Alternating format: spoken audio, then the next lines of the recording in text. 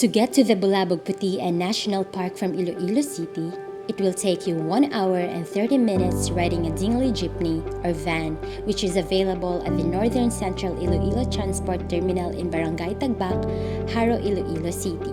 Once in the town proper, you can hire a tricycle, which will take you to the park's receiving area in about 5 minutes, and another 5 minutes upon crossing the Moroboro Dam and continuing for another 5 minutes on a tricycle. After how many hours of travel, we finally arrived at Bulabog Putian National Park. The delightful breeze welcomes us as we enter the beautiful, breathtaking surroundings,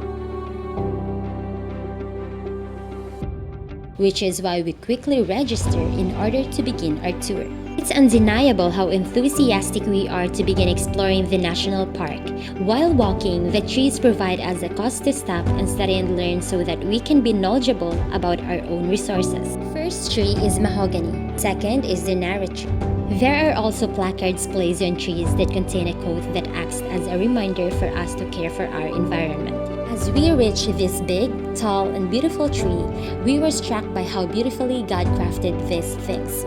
This is a century-old bao tree. Approximately 130 years old, a native tree reaches 40 meters high and is 90 centimeters in diameter. Because of this lovely tree, we decided to take some photos for remembrance and memories to keep. Finally, we arrived at the signboard directing us to the two caves. But don't worry if you want to take a break and do something private, because Bulabog Putian National Park provides public convenience. The amazing sensation that the place provides motivates us to reach Guzu Cave, despite the fact that it is a difficult climb. Finally, we arrived at Guzu Cave, which is known for being the home of bats and other natural species, as well as rock formations that provide visitors with entertainment. The length is around 450 meters and its width is 40 meters.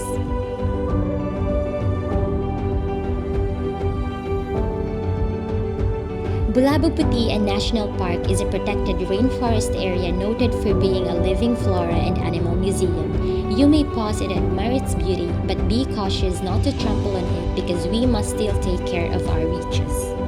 The next stop is Maestranza Cave, a historical and cultural site for via cruises during Lenten season and used as a hideaway of our guerrillas during Spanish, American, and Japanese occupations.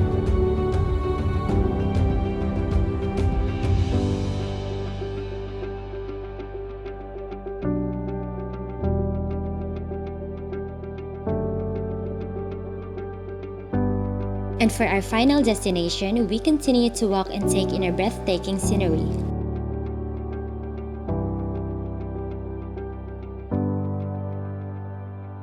Last but not least, Tugu Cave.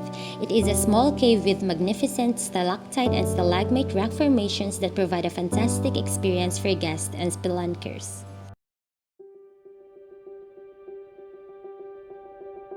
It's amusing that we didn't carry any pin lights or any protective gear, which is why we were hesitant to enter the cave because we only had our phones, and because there were a lot of bats inside, we opted not to enter. Due to the difficulties of passing through and the complexity of navigating, especially when leaves are obstructing the road, one of our friends hesitated to step. We find it funny, laughing all the way going back home. Walking home reminded us that it is our obligation not just to toss away our waste, but also to separate it for proper disposal. How fulfilling to see one of the Philippine eagles given by Santa Barbara team and provided by Bulabog Putian National Park, a rehabilitation center.